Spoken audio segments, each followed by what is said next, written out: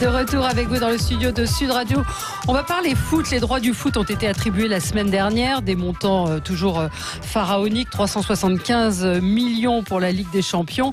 Et la semaine dernière, l'UEFA a annoncé réfléchir à diffuser elle-même la Ligue des Champions sur sa propre plateforme. Ça pose évidemment beaucoup de questions sur le prix déjà des droits et puis sur toutes ces chaînes qui vivent, qui diffusent du foot. Est-ce qu'il va y avoir des morts parmi ces chaînes? On va en parler ce matin avec Bruno Fraioli, journaliste à sportbusiness.club. Bonjour. Bonjour. Vincent Chaudel, fondateur de l'Observatoire du Sport Business. Bonjour à vous. Et Rémi Pernelet, grand spécialiste des médias et du foot également. Rémi, un petit point sur ce qui est en train de se passer. Oui, Valérie, comme vous le disiez, les droits de diffusion télé de la Ligue des Champions pour la France ont été achetés par Canal+ et beIN Sport pour 375 millions d'euros. Il y a 3 ans, c'était 315 millions. Et en 2003, Canal+ et TF1 payaient 60 millions d'euros. Il y a 10 jours, au Royaume-Uni, l'opérateur britannique British Telecom a payé 1,2 milliard livres sterling pour conserver ses droits de diffusion. Aux États-Unis, CBS et Univision auraient mis 140 millions de dollars par saison, donc c'est 40 millions de dollars de plus que pour la période précédente. Donc la bataille est énorme et les diffuseurs ne cessent de dire que les droits sont trop chers. En France, le patron de la chaîne beIN Sport a expliqué qu'il voudrait revenir à des droits raisonnable, et un cabinet spécialisé, Anders Analysis, vient d'expliquer que la bulle des droits TV dans le football est terminée. Et donc l'UEFA, qui est l'organisme qui gère le foot européen et détient les droits des compétitions majeures, a annoncé réfléchir à lancer son propre service de diffusion des matchs en OTT, over the top. Ça veut dire que la diffusion arrive en direct. Elle ne dépend ni d'une chaîne, ni d'un fournisseur Internet. Et l'UEFA vendrait donc directement ses compétitions match par match aux consommateurs. Final, un peu comme un Netflix du foot. Et bien sûr, c'est une menace très forte pour les diffuseurs actuels. La question qu'on a envie de se poser, c'est est-ce que c'est une arme de dissuasion massive pour les diffuseurs ou une vraie option pour l'UEFA? Est-ce que le foot risque de disparaître des chaînes payantes, ou alors est-ce que les chaînes payantes elles-mêmes risquent de disparaître? Voilà, c'est ça un peu l'enjeu du débat. Ouais, on est arrivé à un moment crucial, Vincent Chaudel, justement dans ces droits du foot. On est arrivé à un moment où on est très avancé dans la partie de Monopoly entre des diffuseurs qui ont un besoin vital de contenu qui attire soit de l'audience, soit des abonnés. Et le sport et le football en particulier est de cette catégorie-là. On est dans un besoin aussi primordial pour les clubs qui on a vu là cette semaine le Ballon d'Or, des joueurs très importants et qui leur coûtent très cher. Donc ils ont besoin de développer leurs revenus. Donc ils ont un besoin toujours plus grand. C'est une forme de dopage. Il y a un dopage à l'argent, toujours plus. Ouais. Et puis, mais oui, les chaînes commencent à dire non, à dire stop. C'est un petit peu ce qui s'est passé, ce qui a provoqué la réaction du UEFA. Les chaînes ont une très grande peur aujourd'hui, c'est d'être ubérisées tout simplement. C'est-à-dire qu'il y ait d'autres acteurs qui arrivent et donc... c'est clair que le business model, l'économie où j'équilibre mon achat par de la publicité ou par de l'abonnement est révolu. Et donc c'est pour ça qu'on a de nouveaux modèles, de nouvelles alliances parce qu'on a quand même 2 concurrents frontaux, Canal+ et beIN Sport, qui s'associent. Donc pourquoi ? Parce qu'on arrive à des montants où l'économie directe n'est plus possible. L'équilibre direct.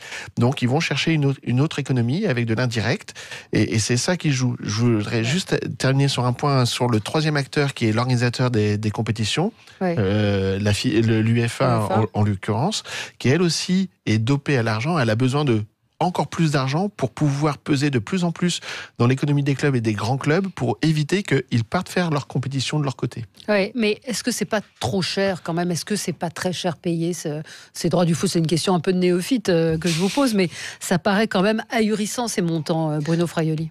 Ça va être assez simple. S'ils mettent autant d'argent, si les chaînes mettent autant d'argent, c'est qu'elles se disent ça peut nous rapporter quelque chose. Ou alors, effectivement, quand on regarde plutôt l'aspect creux, c'est j'y vais parce que si j'y vais pas, j'ai plus à perdre à ne pas y aller. Maintenant, oui, il y a cette inflation qui se fait sur uniquement quelques compétitions, quelques sports qui sont les sports les plus attirants et qui vont se faire au détriment d'autres compétitions et d'autres disciplines. La problématique est là, c'est-à-dire qu'on n'est pas devant un puissant fond des opérateurs qui maintenant effectivement se liguent pour s'acheter des ligues des champions, et donc on va avoir de la casse qui va se faire au niveau notamment des compétitions. Rémi. Mais justement, alors pour revenir à la France purement et simplement, on a aujourd'hui 4 chaînes sportives payantes. Je crois que c'est un cas unique. RMC Sport, beIN Sport et Mediapro qui arrive, voilà, c'est ça. Ouais. Donc c'est un cas unique, comme vous le disiez. Est-ce que simplement c'est possible? Est-ce que par exemple le grand perdant, on dit que c'est RMC Sport, est-ce que RMC Sport risque de disparaître? Faut faire attention. Oui, c'est unique. Il y a déjà eu de la casse dans d'autres pays. Il y a eu plusieurs acteurs à télépayante en Italie. Il y en a un qui est resté. Il y a un acteur de télépayante en Angleterre qui est tombé. Donc, c'est des choses qui arrivent, premièrement. Deuxièmement, on est loin d'avoir fini le match. C'est-à-dire que sur l'appel d'offres précédent, c'est Canal+ et beIN Sport qui étaient perdants. Ils ont perdu la première manche. Là, ils gagnent la deuxième manche. Et puis, il va y avoir la troisième. Et donc, par rapport à ça, le vrai sujet aujourd'hui, ce n'est plus une notion uniquement d'exclusivité. Les montants sont trop importants pour qu'il y ait de l'exclusivité. Donc, il y a des sujets de partage de diffusion. C'est-à-dire qu'on le voit sur le football anglais. Au départ, c'est RMC qui les a, et puis ils partagent avec Canal+. Et puis, il y a un autre enjeu maintenant, c'est la distribution. Et donc, si RMC a perdu les droits de diffusion, ils ont, avec le réseau numéricable SFR, une capacité de diffusion qui peut être de distribution qui peut être intéressante. Oui, Bruno Fraioli. Pour aller dans le sens de Vincent Chaudel, effectivement, le match n'est pas encore terminé, notamment même pour la Ligue 1. C'est-à-dire que où va être diffusée la Ligue 1 l'année prochaine? Mediapro a quasiment l'exclusivité. Je rappelle pour les auditeurs, Mediapro, c'est un nouvel entrant sur le marché français. Il n'y a pas de chaîne qui existe aujourd'hui. Mediapro, où est-ce qu'on le voit? C'est un Espagnol, le patron de cette chaîne.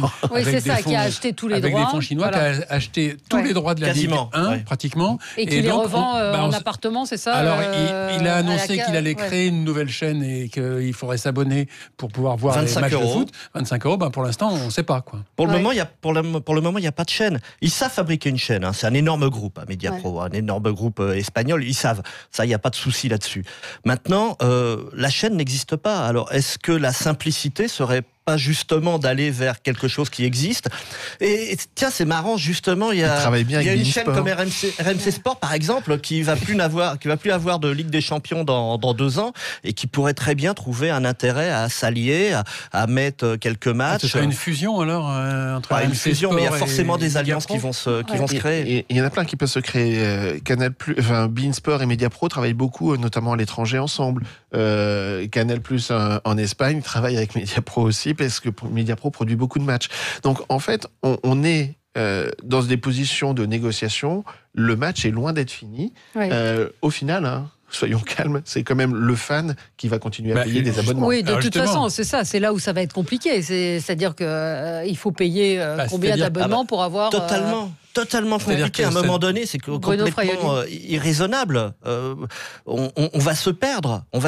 Et les opérateurs, les diffuseurs télé courent vers leur perte. Vous parlez de Mediapro, 25 €. On rajoute Canal+, si on veut voir le foot. Alors bon, il y a plusieurs tarifs, mais enfin bon, c'est au moins, 40 €. Oui, mais on peut arriver à une centaine d'euros par mois. Plus de 100 € par mois, juste pour le foot. Oui, le foot et le sport en général. Mais quelle est la proposition de l'UEFA, c'est laquelle? Est-ce que là, pour le coup, c'est pas eux qui vont concentrer... Il y a plusieurs choses. D'abord, sur les tarifs, je pense qu'on n'est pas obligé d'aller jusqu'à 100 €. En revanche, ce qui est intéressant de comprendre, c'est que notre mode de consommation, à nous tous, a changé. Au début, il y a une vingtaine d'années, on achetait des bouquets avec des chaînes qu'on ne regardait pas, et on mettait déjà 30, 40, 50 € dans de la télé payante, mais avec des chaînes qu'on ne regardait pas. Je pense qu'aujourd'hui, on va remettre à peu près les mêmes sommes, mais avec des chaînes qu'on regarde. C'est-à-dire qu'on va être beaucoup plus sélectif sur les chaînes. Donc ça, c'est un premier sujet sur notre... Si vous voulez voir du foot, oui, j'entends bien. Vous allez être obligé de payer 1, 2, 3... Oui, mais vous avez un abonnement à 10, 15 € par-ci, un autre à 15, 20 par-là, et vous allez peut-être arrêter... il y a le foot, mais il y a autre chose aussi. Donc... En fait, vous allez être amené à faire votre choix et non plus prendre un bouquet de 150 chaînes dont vous en regardez que 5. Donc ça va être ça la tendance. Ça c'est un premier sujet. Ça, j'y crois pas. Enfin, j'y crois pas dans un moyen terme. Parce que faut que ce soit simple pour le téléspectateur. Je suis d'accord. Mais ça l'est pas. Aujourd'hui, c'est très compliqué. C'est complètement illisible. Bruno, justement, à ce niveau-là, c'est pour ça que je disais qu'il y avait le match de la diffusion et le match de la distribution. C'est-à-dire qu'il y a des acteurs comme Canal+, qui, sur certains appels d'offres, ont lâché, n'y sont pas allés, mais ont négocié pour que le contenu soit dans leur bouquet. Ouais. Donc, il y a ces deux matchs-là. Pour revenir sur l'UEFA. Oui, l'UEFA. Quel est leur. C'est quoi? C'est du. Enfin, ils jouent au poker pour le coup dans ce truc-là, en disant si vous refusez de payer. C'est-à-dire que je reviens encore sur notre façon de consommer les contenus aujourd'hui. On n'est plus assis devant une télé de façon linéaire. Ouais. On regarde sur. Sauf le match de foot. Enfin... Alors ça, c'est un vrai sujet parce qu'effectivement, le sport, contrairement à du Netflix ou d'autres contenus que l'on peut regarder à la demande quand on veut, le sport, c'est du live. C'est ça qui nous intéresse. Regardez le match. Oui, c'est ça. Vous ne le regardez pas en replay. Ou alors vous vivez dans une ce matin, grotte quand vous connaissez le résultat. Moi, ça m'arrive. Hein. Ah oui. De vivre dans une grotte.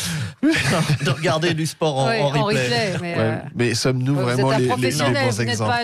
Voilà. Donc ça, c'est un vrai sujet et c'est pour ça aussi que les diffuseurs se battent parce que c'est un contenu que les gens vont venir voir en live. Ça, c'est vraiment important.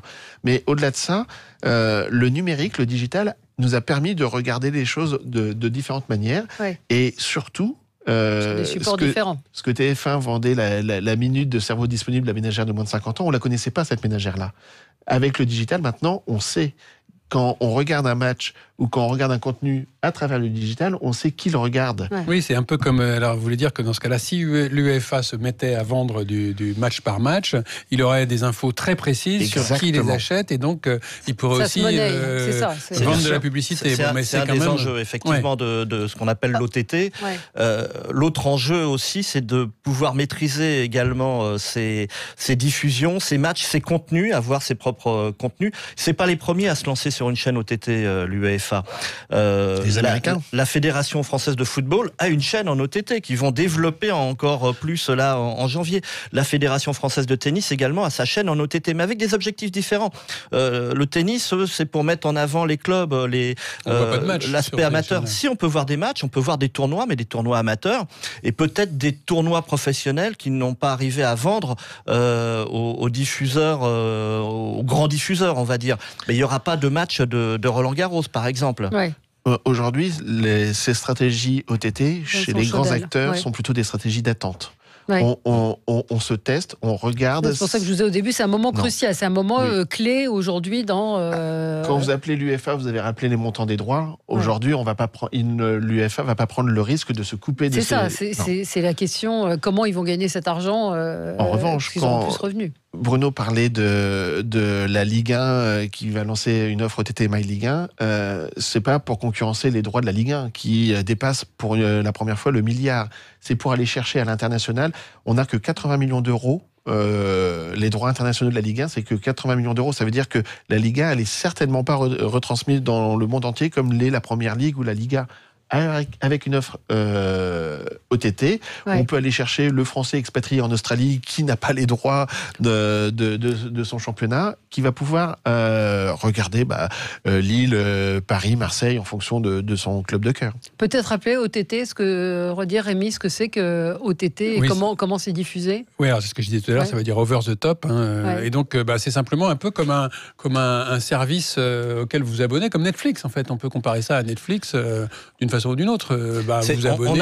On attend justement le Netflix du sport qui viendrait agréger un petit peu toutes ces offres et qui serait une porte d'entrée unique pour le téléspectateur. Aujourd'hui, sauf qu'il y aurait des morts aujourd'hui, c'est sur l'Apple TV ou sur une Android TV et on va aller prendre des applications chaîne par chaîne et on va acheter chaîne par chaîne les droits. Vincent Chaudel. Cet acteur-là existe déjà, c'est DAZN, qui est plutôt qui est en Italie, qui intervient en Italie et qui pose effectivement qui chamboule le PAF ou le PAI. Pour l'OTT, pour que les gens comprennent bien, c'est un autre exemple que tout le monde connaît, c'est Nespresso avec Georges Clooney.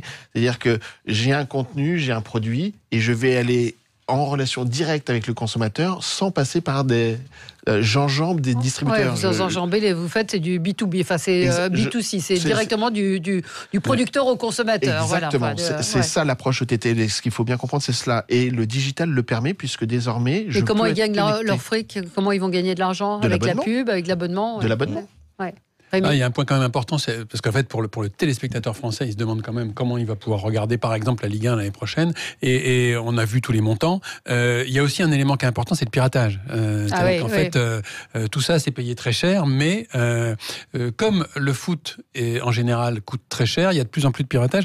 On estime que chaque match, selon Médiamétrie, est regardé par 200 000 à 600 000 personnes par du streaming illégal. C'est juste énorme. Oui, ça c'est un vrai problème, non? C'est énorme parce que c'est compliqué, justement. C'est compliqué à y accéder. Et donc, plus c'est compliqué, c'est pareil.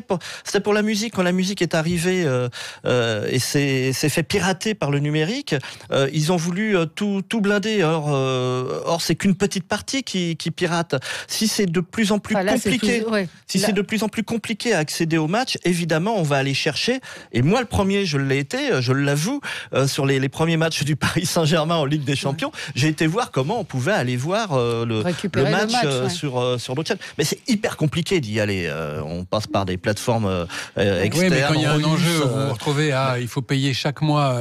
Si on simplifie l'accès, plus de 100 € pour arriver à voir des matchs, c'est vrai que c'est aussi un encouragement à aller chercher des. Il faut trouver le bon équilibre entre la technologie, l'accès, l'accessibilité et le coût d'accès. Ça a pris un certain temps pour la musique, mais désormais c'est à peu près acquis. C'est-à-dire que il y a eu beaucoup de piratage et maintenant effectivement avec les offres d'abonnement, ils sont totalement en avance. L'industrie musicale maintenant est totalement. Et on peut imaginer qu'il y ait le même principe pour le foot. Exactement. Mais ça veut dire, ce que vous évoquez, Rémi, en conclusion, c'est qu'il y a des chaînes qui vont souffrir, qui vont disparaître. 4 chaînes, pour moi, c'est impossible. 4 chaînes payantes qui proposent du foot, c'est impossible. Et à l'étranger, juste pour finir, c'est pas du tout comme ça.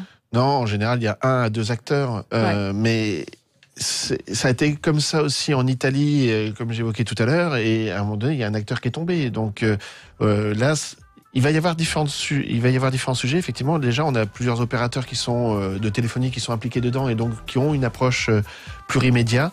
Et ça, c'est un peu différent aussi. Merci à tous les trois. Bruno Fraioli, donc journaliste à sportbusiness.club, et Vincent Chaudel, fondateur de l'Observatoire de Sport Business. Et nos auditeurs nous disent business. Pour un sport dit populaire, l'argent, toujours l'argent. Bah oui, mais ça rapporte beaucoup d'argent également. Merci Rémi Pernelet également. On se retrouve nous dans un instant pour commenter l'actualité avec vous. Restez avec nous sur Sud Radio.